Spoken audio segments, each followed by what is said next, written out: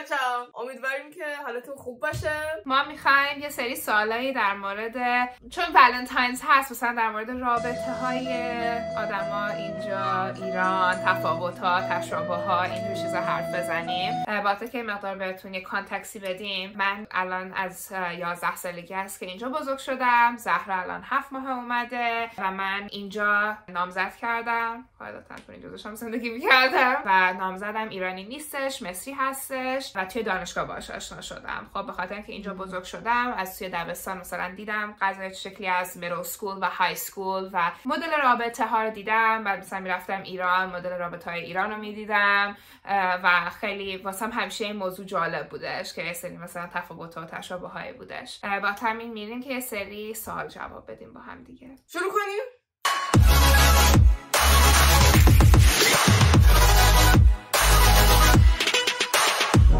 من خواستم بگم که مامان من پشت دوربین نشستن و اگر که دیدین که حرفی گفته شد، نظری داده شد، این چیزا، این دایرکتور ما پشت دوربین هستن. آره. بعد یه اتفاق دیگه هم که افتاده اینه که ما از دوستامون هم حالا چون ما هنوز اونقدر یوتیوبمون اونقدر بزرگ نیست که یا صفحه اینستاگرام سرشون 70 نفر 70 نفر نه ولی اینستاگرام نداریم که مثلا از این باکس کوئسچن بذاریم. بخاطر همین از دوستامون و دوستامون و اینا پرسیدیم و یه سری سوال آماده کردیم که به اونا هم جواب میدیم. اولین چیزی که برای خود من خیلی یه ذهنیتی که من داشتم این بود که چون مثلا انگار گفته میشد که آره مثلا همه چیز خیلی توی اینجا خیلی برابر و خیلی مساوی و اینا، فکر میکردم که خب خیلی واضحه که وقتی دختر پسر دیت میکنن و اینا همه چیز شیر میشه و مثلا مساویه و هر کس خودش پرداخت میکنه، حالا فیش رستوران و اینا رو. ولی بعد دیدم که یه پادکستی گوش میدادم که پادکست آمریکایی بود و یکی از موضوعات اصلیش این بود که کی حساب میکنه و دیدم مثلا تو پادکست ها خیلی جدی داره راجع به این موضوع صحبت میشه و بعد با بهار که صحبت کردم دیدم که بله این یه موضوع اینجا، یعنی اینطوری نیست که خیلی واضح باشه که خب هر کس خودش حساب میکنه. پس سوال اولی میشه که دیت اولو کی حساب میکنه؟ بخونم دیتو کی هست؟ اوکی این یه نظر خیلی شخصیه به خاطر اینکه اینجا مردم با هم دیگه سر این موضوع اختلاف نظر دارن. خیلی‌ها میگن که باید پسر حساب کنه، بعضیا میگن که کسی که اسک اوت کرده باید حساب کنه، یعنی مثلا اگه دختر بودش که اسک اوت کرده باید دختر حساب کنه، اگه پسر بوده که اسک اوت کرده پسر باید حساب کنه و بعضیا هم میگن که باید مساوی تقسیم بشه. به نظر شخصی من باید پسر حساب کنه. دیت اولو یا کنن همیشه رو؟ نه دیت اولو. خب میدونم من به خاطر چیز ذهنی مثلا قبلی هستش خب ولی ترجیح من این آدم باید ترجیحش رو بدونه واسه خودش دیگه. ولی بر اساس چون اون طرف دو نفری هستش که میرن دیت، یعنی مثلا من دوستایی هم داشتم که نه مثلا ترجیحشون این بوده که نصف کنه، نه دوست نداشتم باشو بخواد. شنیدم بعضیا میگن یعنی دوستای بهار تقریبا ایرانی توشون نیست، یعنی دوستای تو که غیر ایرانیان خود پسر حساب و دوست دارن که پسر حساب کنه. آره به خاطر اینکه نمیدونم یه حالتی داره انگار که دیتو افیشال میکنه موقعی که پسر حساب میکنه. چون مثلا قبلش اگر که بری و مثلا هر دوتاتون دنگی دونگی بدین نمیدونین که آیا تو دیت like are you on a date تو دیت نیستین like دوستانه رفتین، ولی موقع که یه نفر مثلا هر دو نفر حساب میکنه این شکلی هست که مثلا it's a date یه مقدار بیشتر اون شکل هستش. خب بعد میگم 0% نیستش، ترجیحیه. بعد رفیقای پسرت چی فکر میکنن راجع به این موضوع؟ با اونا تا حالا صحبت کردی؟ رفیقای پسرم چیزن مثلا بیشتر خاورمیانه‌ای هستن به خاطر همین خاورمیانه‌ای، ولی اونا هم ولی با که خاورمیانه‌ای هستن این شکلی بزرگ شدن که ما باید حساب کنیم دیگه قاعدتا. آره جدی میفرمایید؟ اینایی که ما اینا رو از کجا ما در آوردیم؟ آجا کجا میبرن شما رو اینا رو میگی؟ نمیدونم تو ایران موقع که من از ایران رفتم پسرها حساب میکردن، نمیدونم الان پسرها حساب میکنن. آره الان احساس میکنم و ترجیح دختر ایرانی هم بیشتر فکر میکنم این باشه که دفعه اولو پسر حساب کنه. ولی من واقعیتش خودم به شخصه حالا راجع به دیت اول نمیدونم ولی به خصوص بعد از دیت اول واقعا یعنی نه که ادا باشه، واقعا دلم میخواد نصف نه بشه. بعد از اینی که یه مقدار گذشتش و اینا آدم like sugar daddy پیدا نکرده مثلا حاضر که obviously like نصف باشه، ولی میگم مثلا اون اولیه انگار مثلا یه تریت هستش، یه چیزی هست که مثلا مقدار official تر هستش که توی دیت هستین. اگر که دختر میخواد حساب کنه obviously like ترجیحش هستش like خیلی چیز خوبی هست اگر دلش بخواد، ولی میگم بسته به اون آدمی داره که you're on a date. سوال دوم که باز این هم یک از تصویر ذهنی بود که من داشتم و راستشو بخواین هنوزم برام خیلی قابل درک نیست و اینه که مثلا من خیلی ذهنیت خوبی نداشتم از این که مثلا شما برین توی اپلیکیشن و یه سری اطلاعات راجع به خودتون بدین و بعد از طریق اپلیکیشن آشنا بشین و میدونم که کم نیستن آدمایی که توی ایران مثلا خیلی ذهنیت خوبی راجع به این موضوع ندارن و من فکر می‌کردم خب نه کی اینجا این کار میکنه. نه بعد 2 سال پیش فهمیدم که نه اینجا اتفاقا یعنی اصلا با هم صحبت می‌کردیم مثلا خیلی هم اصلا از طریق اپلیکیشن با هم دیگه دوست میشن و حالا تیندر هست، بعد مثلا یه اپلیکیشنی هست سلامز مخصوص آدمای مسلمونی هست که اینجا زندگی میکنن و بعد خیلی جالبه. مثلا من با یه موری خیلی آدمای خوبی توش بود.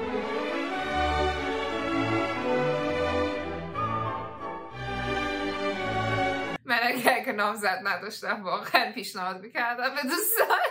خوب نبود، خیلی آدم خوبی توش بوده، تو قرمز شد.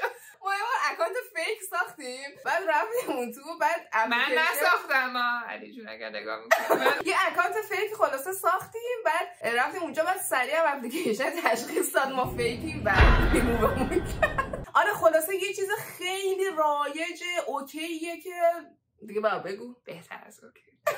مادر عروس میگن که 2 تا از دوستاشون ازدواج خیلی خوب کرد. ببین حالا مثلا من نسبت به اونم خودم نمیتونستم خیلی اعتماد کنم که تو شبکه مجازی بخوای با یکی آشنا بشی. اوکی بذار من توضیح بدم در مورد این. اوکی یه چیزی که هستش اینه که بعد در سنهای مختلف فرق داره. میدونیم موقع که آدم توی دانشگاه هستش و جنریشن های مختلف هم با هم دیگه فرق داره. موقعی که تو دانشگاه هستش خیلی راحت تر میتونه آدمای دیگر رو ببینه، باشون آشنا بشه. جز دانشگاه ازل که من توش درس خوندم.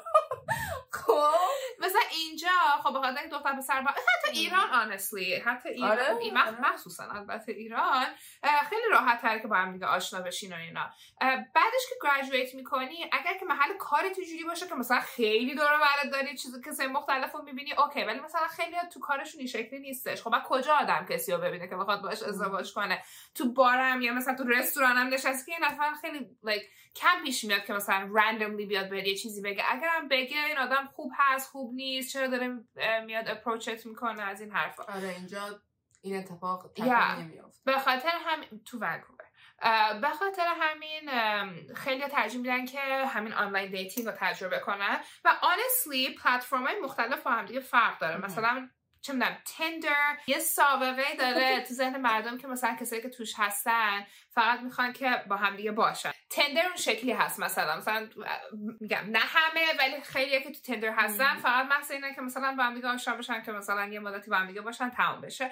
ولی اپلیکیشن‌های مثل هنج حتی که میگم هنوز اینجا هستش، یا مثلا سلامز که زهرا میگفت واسه مسلمونا هستش، تو به من معرفی کردی. و مثلا تبلیغاتش هم خیلی زیاد مثلا سوار اسکاتین میشین تبلیغات این اپلیکیشن رو میبینید. ببین و واقعا من خیلی آدم میشناسم که این شکلی با آدمای خوب آشنا شدن و بعد ازدواج کردن. نه ببینید آدم باید موقع که آنلاین دیت میکنه در موردش سیف باشه. اوکی با آدمای رندوم لازم نیست حرف بزنین که مثلا احساس میکنین یه رد فلگ هایی دارن، مثلا چیز عجیب غریبی باشون هست. همون دفعه اول که دارین یه نفر رو میت میکنید نه خونه طرف مثلا جای پابلیک باید میت کنین، یه مقدار باش حرف بزنین ببینین که چیز یه مقدار آدم باید سیفتی ها رو در نظر بگیره. ولی it's a place to meet، یه جایی هستش که مردم میتونن با هم دیگه آشنا بشن. why not؟ اگر که دارین با سیفتی جلو میرین، با فکر جلو میرین، با عقل جلو میرین، why not؟ به خود من خیلی آدم چیزی دیدم با هم دیگه خوب اونجا آشنا بشن. آره اینجا خیلی میگم رایج و اوکی. سوال بعدی اینه که بچه‌ها پرسیدن که مثلا تو خیلی از فیلم‌ها نشون داده میشه که تو همون دیت اول بعدش میرن خونه پسره یا دختره بعد با هم دیگه رابطه جنسی دارن، یا مثلا کلا حالا نمیدونم شاید شنیده شده باشه این موضوع که خب رابطه جنسی اینجا خیلی جنسی سکس دیگه خیلی اینجا مثلا اوکی و خیلی شما میتونیم ایران بریم اینا آیا واقعا همچین چیزی؟ آیا بعد همون دیت اول دو طرف وارد رابطه جنسی میشن؟ اینا هم یه توضیح. اوکی اینم خیلی بسته به اون آدمش داره و اگر که ترجیح آدمی هست که این کار بکنه like go ahead و خوش باشه.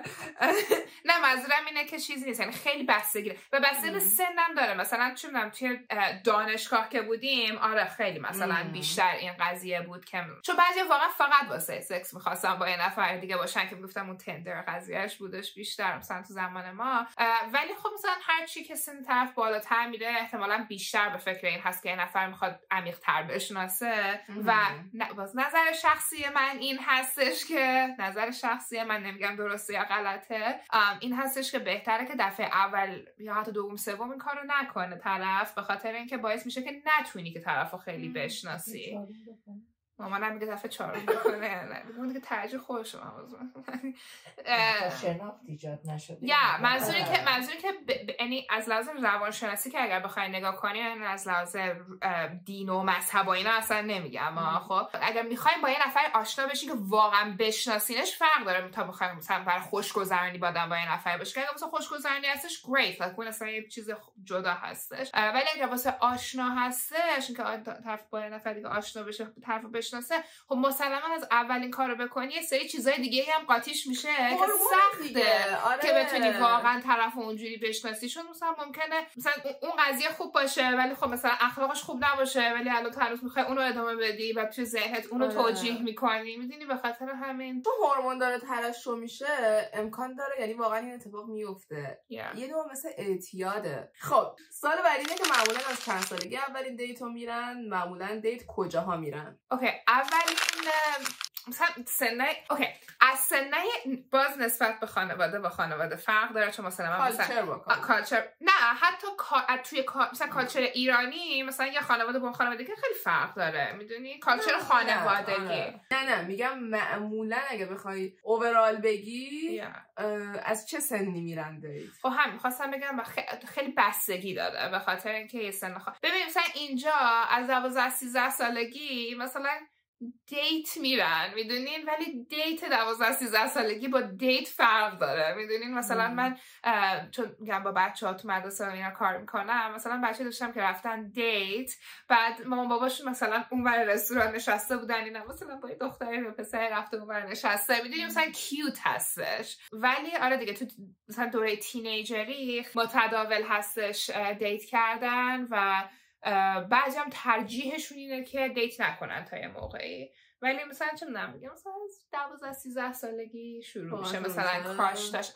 باز میگم این دیت اون دیتی نیست که ما تو ذهنمون هستش. بچه 12-13 ساله دیتش خب خیلی مظلومانه تر هستش، نه یعنی اینسنت تر هست. خب از کی معصومانه تر، از کی جدی تر میشه؟ یعنی از چه سنی تنها دیگه مثلا میتونن ببین این چیزی که من دارم میگم شاید الان این جنریشن الان خیلی متفاوت باشه به خاطر اینکه خیلی تغییر کرد از موقع که من تینیجر بودم، ولی من که تینیجر بودم چه میدونم مثلا 14-15 سالگی اون سنی بود که مثلا بچه‌های مقدار جدی تر مثلا با هم دیگه دیت میرفتن و مثلا قضایا جدی تر شده بوده. از پشت صحنه میگن دیت ازدواج که میگن دیت ازدواج از کی آدم‌ها جدی دنبالش هستن؟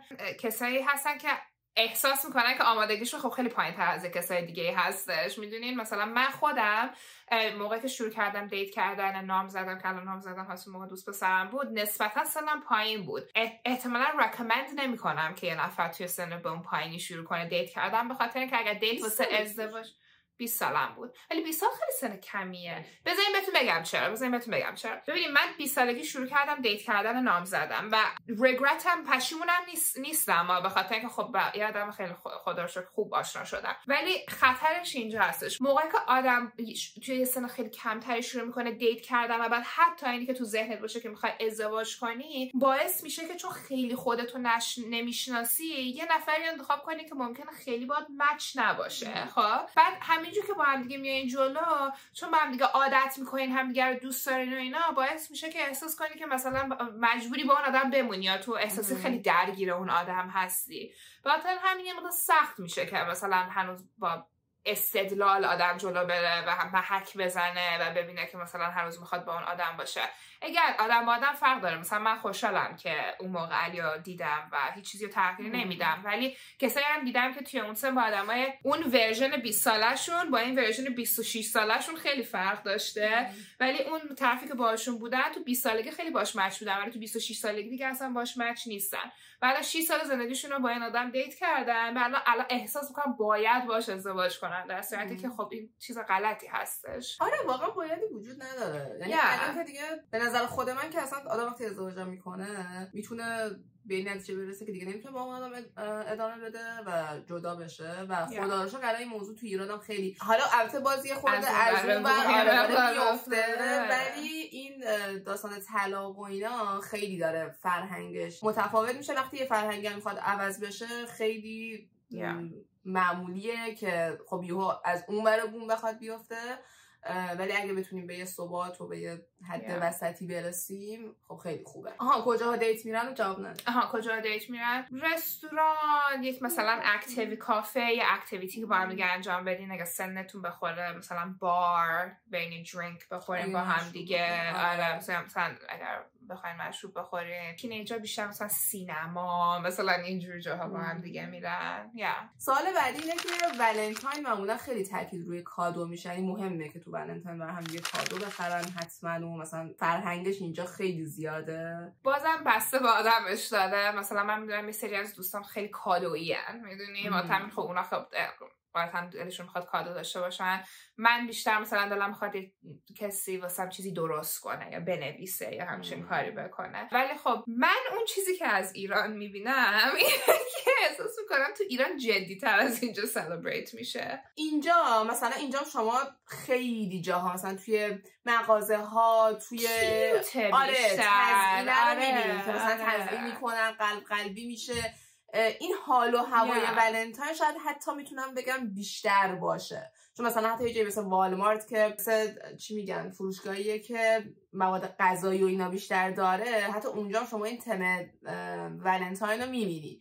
ولی این که مثلا خب خیلی الان تو ایران زیاد شده که حتما باید مثلا یه جشن باشه یا مثلا حتما رستوران آنچنانی باشه، گل پرپر شده باشه و اینا. آره فکر میکنم که اینجا این اگر اون ترجیحتون هست لطفاً ادامه بدهید. ولی اینجا خیلی این مدل کلا اینجا اون اکستراوگنس زیاد همه چیز باشه و فانتزی مثلا قیمتش زیاد باشه و اینا. اون کالچر اینجا خب خیلی کمتر هستش، میدونی. مثلا ته شده میره رستوران چیزی به طرف میده. یه سوال دیگه اینه که اگر که دو نفر دفعه اول رفتن بیرون و همدیگه رو دیدن، چجوری به همدیگه اینجا نشون میدن که خوششون اومده از همدیگه و میخوان رابطه رو ادامه بدن، و اینکه آیا مثلا اوکیه که دختر پیام بده اول یا اینکه نه مثلا توقع اینه که پسر پیام بده؟ بعد از دیت اول معمولا همین یکی به یکی پیام میده. یا اوکیه که دختر پیام بده یا اینکه نه مثلا اینجا به نظر من اوکی هست که دختر پیام بده. شاید دختری باشه که احساس کنه اوکی نیست که پیام بده which is fine، ولی طبق چیزایی هم که از دوستان تعریف می‌کنی و دیدم و شنیدم این مدت کاملا اوکیه که دختر پیام بده. آره obviously اگر که مثلا بعد از دیت اول اومدین و مثلا شما همش داشتین پیام میدادین و اون نفر عملا مثلا جواب نمیداد، هر 2 روز یه بار جواب میدادین، نه مثلا آدم بعد یه مقدار متوجه باشه که مثلا اون طرف شاید اونقدی تو دلش نشسته. ولی فرق نداره دختر یا پسر. نمیدونم، من به نظر من جنتلمنی هستش اگر پسر پیام بده، ولی خب فرق نداره. بعد یه سوال دیگه اینه که باز اینم تا یه حدی ذهنیت منم بود که مثلا اینجا دیگه خیلی مثلا تفاوت خانواده ها توی مسائل عقاید مذهبی و عقاید دینی خیلی دیگه مثلا تعیین کننده نیست و مهم نیست برای آدم‌ها که مثلا حالا دین اون چیه، مذهب من چیه. من فکر می‌کردم اینجا بیشتر تو ایرانه، ولی الان احساس می‌کنم بیشتر اینجا واقعا اینجا بیشتر دارم می‌بینم که آدم‌ها سر این موضوع با هم به مشکل بخورن. مثلا دو تا از دوستای بهار هستن که یکیشون مسلمونه یکیشون مسیحیه و دو تا از یعنی دو جفت از دوستان. آره و مثلا خیلی جدی مشکل دارن و مثلا یعنی مشکل دارن که یکی از دغدغه هاشونه خیلی جدی و برای من خیلی عجیبه که با مثلا الان تو ایران من دارم میبینم مثلا دوستانیم که مثلا خدا باورن یا خدا ناباورن با آدمی که مثلا مذهبیه دارن دیت میکنن. ببین احساس کنم دیت کردن خوش گذروندن فرق داره تا اینکه دیت داری می‌کنی و می‌خوای احساس کنی با اون آدم ازدواج کنی. اون لحظه یه مقدار قضیه جدی میشه که احساس کنی می‌خوای با اون نفر زندگی بسازی. چون تا قبلش اون هر کاری میکنه دیگه اصلا به من ربطی نداره میدونی، ولی اون لحظه‌ای که دارم احساس میکنم من با این نفر میخوام زندگی بکنم میخوام باهاش شاید بچه دار بشم، خب اون وقت بزنس اون یه مقدار بزنس منم میشه دیگه. خب به خاطر همین این نظر من سر چیزای مذهبی هستش. ببینیم موقعی که دو نفر مذهبی و مذهبشون واسهشون مهم باشه، نه اون مذهبی که ما تو ایران تو ذهنمونه، اون مذهبی که انگار واسه مهم هست مذهبت، اون موقع اگر دو نفر فرق داشته باشن خب مسلما این دیده میشه توی رابطهشون. خب اگر دو نفر اسمن یکی مسلمان باشه یکی مسیحی باشه whatever، چون خیلی پرکتیسی نمیکنن یا مثلا شاید ذهنشون درگیر این قضیه نباشه، ولی اگر یه نفر مسلمانی هست که داره پرکتیس میکنه، اون نفر مسیحی هست که مثلا داره پرکتیس میکنه میره چرچ، خب قاعدتا اون چیزایی که تو ذهنتون هست مثلا پرکتیسی که میکنی ممکنه با همدیگه یه مقداری فرق داشته باشه. حالا این فرقه بر اساس اون مذهب یا میتونه مثلا یه چیزی باشه که مثلا باش اوکی هستین یا ممکنه یه چیزی باشه که باش اوکی نیستین. علاوه بر اون بعضی وقتا چیزای مذهبی تو چیزای کالچرال قاطی شده، میدونید. بذارید مثال یکی از همین دوستان که زهرا میگفت بزنم. ما دو تا جفت داریم، خب یکیشون مسلمونه اون یکی دیگه شون هم مسیحیه، میدونید. خیلی توی مذهباشون قاطی پاتی نیستن، نه قاطی پاتی کن، خیلی انوالو اینجوری نیستن، به خاطر همین مهم نیست.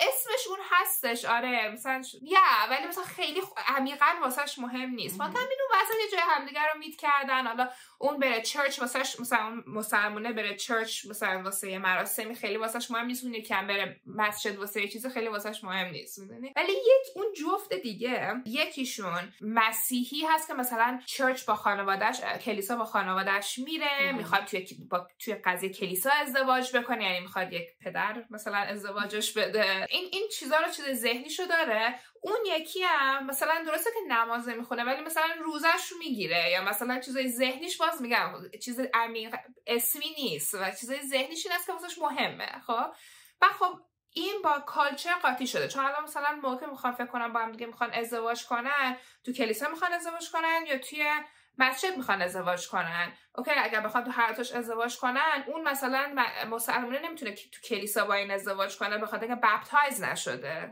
روش آب نریختن، مطهر تطهیر. آره میدونیم مثلا آره مثلا این اتفاق بچه‌شون رو میخوان چه شکلی بزرگ کنن، چون مثلا هر دوشون واسهشون مهمه که بچه‌شون با اون دین بزرگ بشه، ولی خب دینا یه مقداری با هم دیگه متفاوته. کالچر اون هستش که چه میدونم مشروب بخورن، کالچر این نیست که مشروب بخورن، میدونید. به خاطر همین اون موقع ها هست که یه مقدار این تفاوت‌ها و این کلش ها پیش میاد. الان مدلی که چه شکلی رفعش رجوش کنی دیگه بسته به خودتون داره و چقدر مهمه یه سری قضایای واسه اون طرف دیگه.